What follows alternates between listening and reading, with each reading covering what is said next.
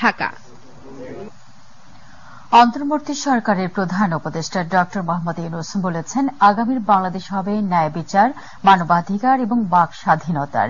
সকালে রাজধানীর সোনারগাঁও হোটেলে বে অব বেঙ্গল কনভারসেশনের উদ্বোধনী অনুষ্ঠানে তিনি এই কথা বলেন। প্রধান উপদেষ্টা বলেন, সবাইকে সঙ্গে নিয়ে একটি সমাজ গড়ার আওয়াজ তুলেছেন তরুণরা।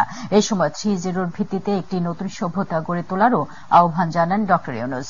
আতিকুর রহমান তিতাসের রিপোর্টে বিস্তারিত। রাজধানীর হোটেল সোনারগাঁয়ে বে অব বেঙ্গল কনভারসেশনের উদ্বোধনী অনুষ্ঠানে অংশ নেন অন্তর্বর্তী সরকারের প্রধান উপদেষ্টা doctor Mohammad Yunus.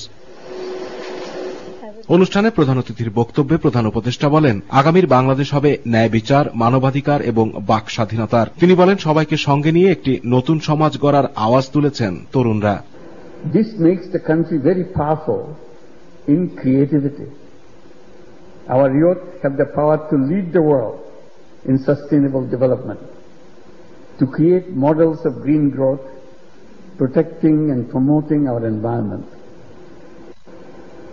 But this requires cooperation, courage, and unshakable belief in our shared future.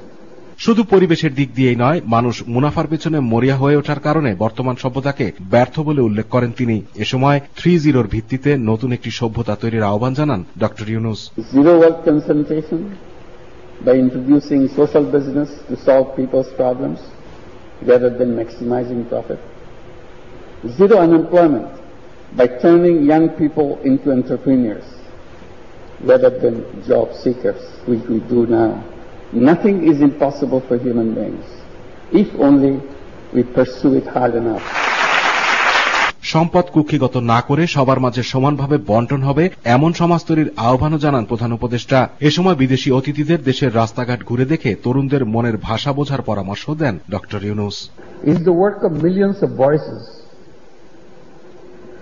voices of the entire nation, voices that have demanded change, voices that continue to push us all to build a future based on human rights, freedom of speech, justice and inclusion. Atiqur Rahman Titas, my TV. পরিবহন সেক্টরে